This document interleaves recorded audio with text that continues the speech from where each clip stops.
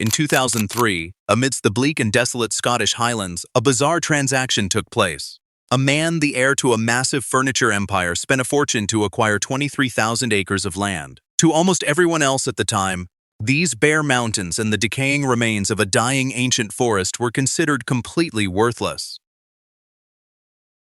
To hold on to the fading life of this place, he launched an effort that seemed borderline insane.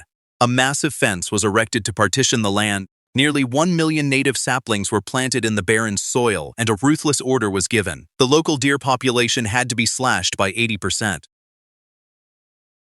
A miracle truly sprouted from the dead earth. Exactly 2 decades later, government scientists walked into this fenced-off forest to conduct a formal assessment. Incredibly, this once-abandoned habitat passed all 15 rigorous criteria with flying colors to be officially recognized as a perfectly healthy ecosystem. But the biggest mystery still lurks in the shadows. Have you ever wondered why a simple fence possessed the power to bring a massive ecosystem back from the dead? And really, what terrifying force decimated this forest in the first place?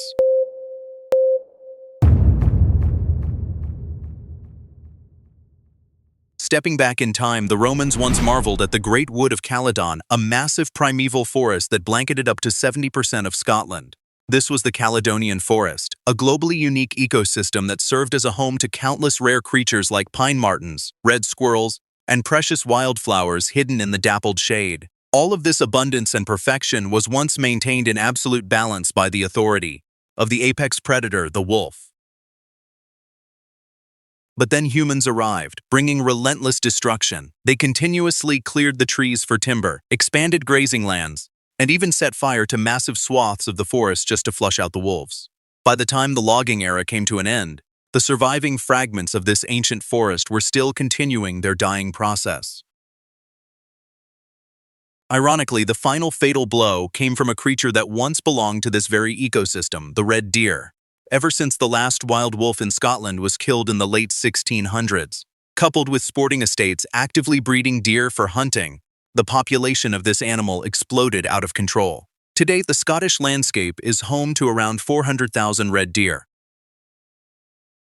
The true ecological disaster stemmed from their eating habits. The deer herds continuously devoured every young sapling that poked above the ground, completely robbing the forest of its next generation. The aging mature pine trees, affectionately known as granny pines, patiently continued to drop their seeds, but not a single green shoot had the chance to grow. And so the ancient trees slowly died of old age.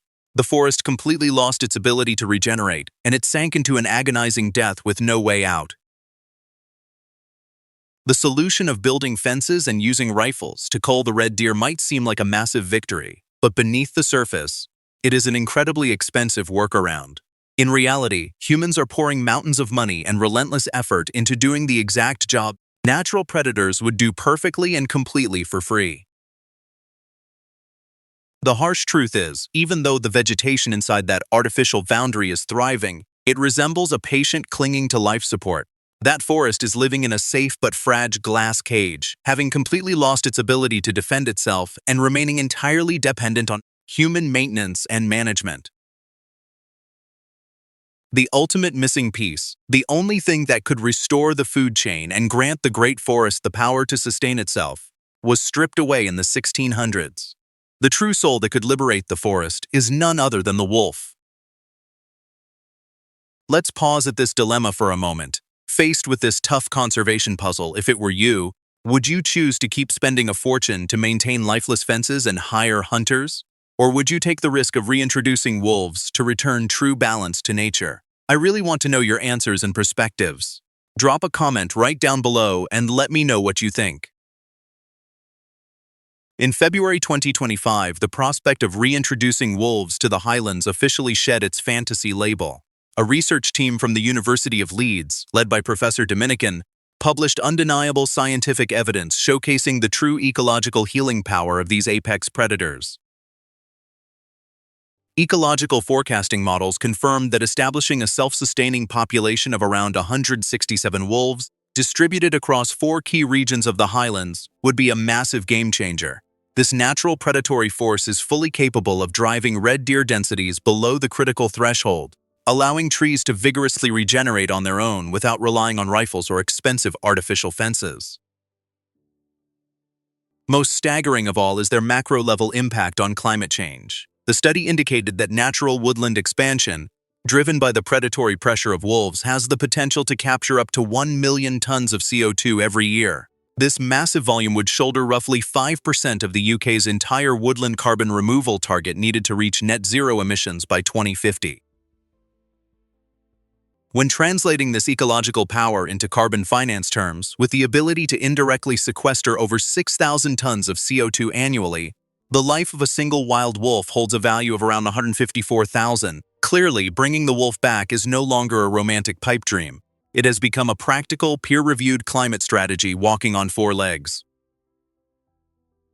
Even though science has provided clear ecological evidence, the howl of the wolves remains silenced. In an official 2025 response, the Scottish government threw cold water on the idea, stating definitively that it has absolutely no plans to reintroduce wolves or any other large carnivorous species.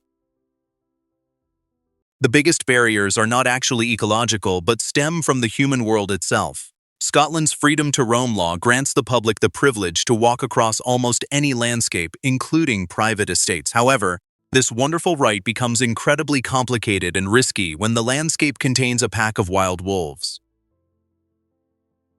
Furthermore, fear and skepticism continue to hang over rural areas. Farmers constantly fear for the lives of their livestock. Most importantly, the dark memories of exactly why their ancestors worked so hard to exterminate these fierce predators centuries ago seem to still run too deep in the community's consciousness. The Allendale story has left humanity with invaluable lessons. First and foremost, Mother Nature is incredibly resilient. When the destructive pressure is lifted, a forest that seemed to have 1 foot in the grave is fully capable of healing its wounds and staging a brilliant recovery in just 20 years. However, the second lesson brings a heartbreaking reality. That sturdy fence is ultimately just a cage around a symptom. The core, bleeding wound of the Highlands has always been the absence of its apex predator. A habitat shaded by green trees but relying on human rifles to survive has never been a wild forest. It is simply an artificial garden. Ultimately, planting green shoots to pull a forest back from the dead turns out to be the easiest part of the journey. The truly brutal challenge is, will humanity have enough courage to bring back the fierce beast that forged the primal soul of the forest from the very beginning? Thank you for staying with me until the very last seconds of this inspiring yet deeply troubling story. If you found today's video interesting and meaningful, don't forget to drop a like and hit that subscribe button to show your support. See you all in our next adventures.